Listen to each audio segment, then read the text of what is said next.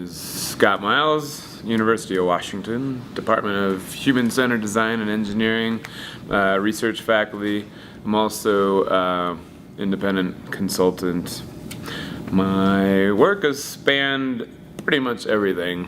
I used to be an earthquake landslide scientist, but now I focus for the most part on long-term recovery, sometimes couched in issues of resilience, but everything from helping to develop and facilitate planning processes to developing computer simulations or decision support tools for helping that process. Great. Mm-hmm. And are you, is your work integrated with governmental entities? In multiple ways. As a researcher, obviously I get grants and contracts on anything from National Science Foundation, which obviously is not direct interaction, but also a Sea Grant, where it's kind of researchy, but you're also providing products and services for them. Done many contracts for state governments, both as a researcher and a consultant, same with county and cities. So yeah, there's pretty strong interaction with my work and government agencies. What type of incentivizations do you think would help a community to mitigate? What lessons have you learned or examples? Well, I mean, I think probably the strongest way, which is one of the more difficult, is sharing stories. We've known for decades now that even though people say it, the business case, the cost benefit, the dollar signs actually don't tend to motivate people. Obviously, you can subsidize and you make it cheaper, but there's still a lot of obstacles, annoying things. You have to spend time, still have to spend some money, even if it's subsidized. So, I mean, there has to be not in my opinion, not so much a business case, but a human case, and the way you do that is to hear stories. So I think the difficult part is, how do you expose people to those stories? I was actually just talking with Dan Neely, who's at Wellington Region Emergency Management, and he's doing these community processes, a lot of them. He's broken up Wellington into 45 different communities. That's community, if you're coming up with that many. Right. But I was telling him, like, an awesome thing that we could do is find money to bring Cantabrians, so folks that went through the Christchurch earthquake, up to these planning processes and basically have them buddy up. Because during the whole time of working through their issues in Wellington, they're also with someone who said, oh yeah, like a similar thing happened to us and we had to do this, and man, I wish I would have done this. I mean, it's expensive. You got to pay for plane tickets in that case, and so that kind of why I'm saying it's probably much more difficult than doing a cost-benefit analysis. But I think that in the ideal world would do the most. Get Air New Zealand to do a little sponsor of the ambassadors of the earthquake.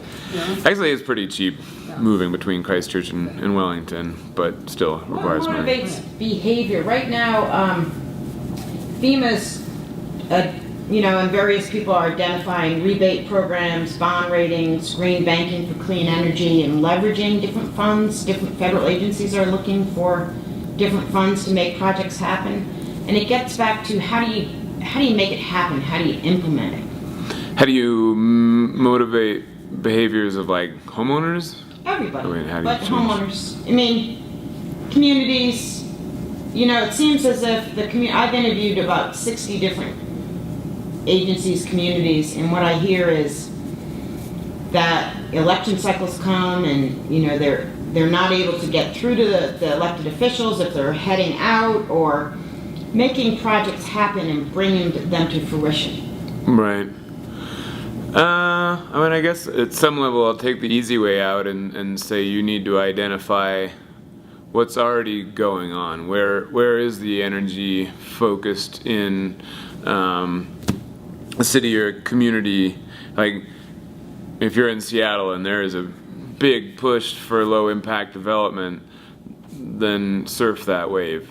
But then don't, if you're somewhere else that there is not energy in that, you need to take a different tack to figure out what's already kind of moving. So harder work for us, but I think, you know, that idea of mainstreaming, meaning taking things that people don't see as a disaster issue, and then we have to do the hard work of getting in there, and kind of, whether or not you're telling people it's about disasters and mitigation, somehow playing a role in that. In terms of funding programs, like, I don't know if you were asking motivating the creation of those policies, or if you mean motivating the use of those policies.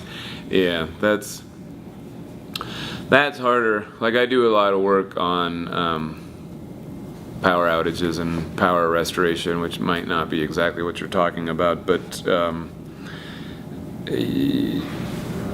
it's very easy after a power outage to say, man, if you just had generators, a lot of this stuff wouldn't have happened. You wouldn't have had to throw out all the food. You wouldn't have had to evacuate the patients.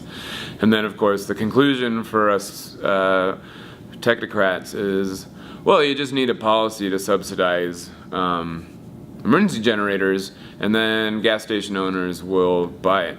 Well, Louisiana learned that lesson after Hurricane Katrina, Rita, implemented, and almost no one took advantage of it. Very few people, use those subsidies to then go out and buy backup generators. So here's the case where there was a focusing event that got the politicians to say, man, we do not want our gas stations shut down ever again. But fast forward in Hurricane Isaac, and it again is one of the biggest issues. And by the way, they gave up on the subsidy policy. They're like, well, no one's using it. Moving on now. Do you think it was because it was not communicated effectively? I talked to Jefferson Parish Economic Development Corporation, which is I think is a government agency, and the guy who takes on the emergency management role there was like, I was going out to businesses, I was telling them about the program, I was demonstrating how to do quick connects of emergency backup generators. He felt like the one person, but gotten out the word, and he also felt like that was still the biggest issue after Hurricane Isaac, that folks hadn't done it. But easier to motivate politicians than it is to motivate those that it's trying to benefit. Especially right before election cycles. Yeah, land use decisions are hard for elected officials sometimes. Land use, yeah. I think, well, it's different. Individual versus collective. I don't think it's that difficult to find political champions. Yes and no. It's then harder to create the majority or consensus, of the other city council members or legislators. So you can typically find someone who wants to carry that flag because politicians like carrying flags. But then going beyond there, that I think is the difficult part, convincing them. Higher standards and potentially no build zones are difficult decisions at the political level, unless there's support at the local citizen level for that. Right. Yeah. Which then often it's coming in such a quick, unexpected way that politicians can't pivot fast enough to fund that the request. The new buzzword resiliency, to me, we've been doing mitigation for many, many years, and, resiliency and mitigation is one piece of that. What does resiliency mean to you in your work, and what do you need to make it happen more? Right. Couple of reactions. I don't think it's a buzzword. And this is quibbling, but I use the term resilience, and I'm not going to get into why. But we have these sessions where we have the biggest programs to advocate for resilience. Rockefeller, the NIST initiative, Rebuild by Design, which was actually a really outstanding process, but the subsequent HUD competition for resilience. And you have these folks standing up there and using that framing of like, oh, resilience, the buzzword resilience, or resilience might be a buzzword, and maybe in 5 years it will disappear, or haha, we don't actually know what resilience means. Yet collectively we're willing to put $3 to $4 billion of investments in this. That is not acceptable. These people should be the confident advocates. They should be standing up there saying, no, in fact, this is not a buzzword, and we're demonstrating that by investing this type of money. In fact, we generally do know what resilience is all about, and that's how we're going to figure out how to spend the money. So that is honestly frustrating to me. I am obviously someone who does believe that it's a worthwhile, but the issue around resilience is become that we just use the word resilience, but you have to have adjectives with it.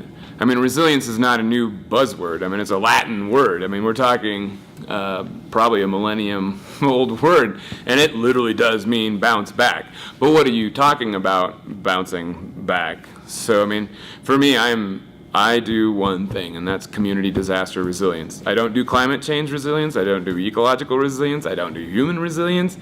And so if you're just using the term resilience, while it still has the same Latin root, resilio, which, I mean, bounce back, is way different for all these different entities. And I think that's where a lot of the disillusionment comes, and why we may not have a shared understanding if we're just using that term resilience, where we have to be, especially researchers who are supposed to be very precise with their language, because that's how we make our name. We invent new words and we always use it exactly that way so you can measure it, and we have to use those adjectives every time we say resilience. So if you're saying community resilience, you know, in the context of disasters, or if you're saying community resilience in the context of huge economic disruption, and people saying that, oh, all the concepts are going to transfer, and some, maybe, but we should start from the assumption that they won't. And then if we start finding through these separate research that they do, great. But I think we have to assume that all these adjectives, fill in the blank resilience, are different, and come up with our unique approaches to doing that. More specifically, for me, resilience, I mean, if you're thinking about the comprehensive emergency management cycle, I tend to focus most on mitigation and recovery, so I'll just talk with those. Is, you know, I think resilience at a bare bones level with disasters is that resilience is basically just mitigation and recovery. I'm making a cartoon, but resilience is mitigation and recovery, but rather than being separate words, you wrote mitigation down, and then on top of that word, you wrote recovery down. That you could no longer, I mean, the paradigm shift, you know, James Lee Witt, thank you. I mean, we got DMA 2K out of that, but from now on, we should never think about mitigation without also thinking about long-term recovery, and that's resilience. So we have everyone who shows up to these resilience planning meetings, but still, like, it all starts with personal preparedness. No, sorry, you need to, in that sentence, also be talking about everything else at the same time. And so resilience in a cartoon way is in the context of emergencies and disasters, is as you squished the disaster life cycle diagram into one word, and so that we're always having to treat it as this kind of complex system. And it's moving, it's a moving target. Yeah. How would you differentiate between preparedness and mitigation in a sense? I don't really think about preparedness too much. I don't know, I think I think everything I say is going to be wrong on this one. I tend to think about preparedness as more at the individual level, that it's the personal preparedness that you're trying to take, get people to take those actions. It's much more than helping those individuals in the urgent phases after a hazard event, where mitigation is definitely, I feel, should or does look further down the road. So, for example, I have never heard of any research that shows having a disaster kit is going to help that individual in the long term. Unless we're talking about actual fatalities. Right, surviving. Obviously, yes. But if you, my studies of power outages, people always adapt. If they had the disaster kit or if they didn't, these businesses, they might have lost 2% of their monthly revenue, but 6 months later, they're like, back to business as usual. So I think having that backup generator, that kind of personal preparedness measure, would have made things in that short term much easier for them. There isn't the research out there yet that preparedness helps years down the road after a hazard event. And I'm not claiming that that is the case. I'm just saying that there's not a lot of research out there. And so that gets back to resilience, that it shouldn't just be about how do we get people to prepare better. It's much more like, okay, we can no longer do research about preparedness without also thinking about long-term recovery. Because for me, ultimately, that's all that matters. If we're having positive long-term recovery, and we're finding these personal preparedness measures are not having a huge effect, positive effect on long-term recovery, we can deprioritize that in terms of, we have limited money and limited attention for participation. We can start deprioritizing that if it's not having effects on long-term recovery. FEMA has a project that's identifying federal programs that influence resilience, and they're attempting to measure outcome. It'd be interesting to know their top-down answer and to hear from a bottom-up answer what resiliency means to you and how FEMA can influence it. I haven't heard of the program. I don't know the name, but I was just putting context to the question. I mean, so I can't speak specifically to the I program. guess the essence is how can, in your work, how can different federal programs help you to gain and to achieve resiliency in your work for communities? Yeah, I mean, that's a good question. I think, at the federal level, this might, well, no, actually, it's true. In Region 10, working with Tom Donnelly, this is, actually, he's something he's working on, is that, so he's the, I don't know what his title, but it's part of the community capacity building of NDRF. And so he really takes a community-based approach that he wants to get out there and just ask, and he does. He has a lot of experience on rural, small town disasters. He just wants to know what are the issues that you all have, regardless of disasters, regardless of the concept of resilience. And so that creates trust and a rapport that's going to make it easier for me or for others to then say, hey, Tom, I'm really interested in working in this community, and because of his role, he's established those relationships, because I can think of other counties where I certainly have gotten money to help them, but there wasn't strong pre-established relationships, and so it has been quite difficult. So, I mean, it is the whole emergency management thing, the relationship building, more than the coming up with new measurement techniques. Bob Freitag did a group where they went into 3 different communities, Redmond was one. Went to one of them, yeah. Yeah, and they assessed, what do you like about living here? Why do you like to live here? What do you love about the community? And then they put the HAZUS over it. Right. And people were just so eager to talk about, well, we could do this in mitigation. We could do this. Right. Yeah. So I have certainly heard examples, since this, I have certainly heard examples of folks who have done hazard analysis going to communities and presenting, like literally that's the agenda, and having very negative outcomes from those workshops.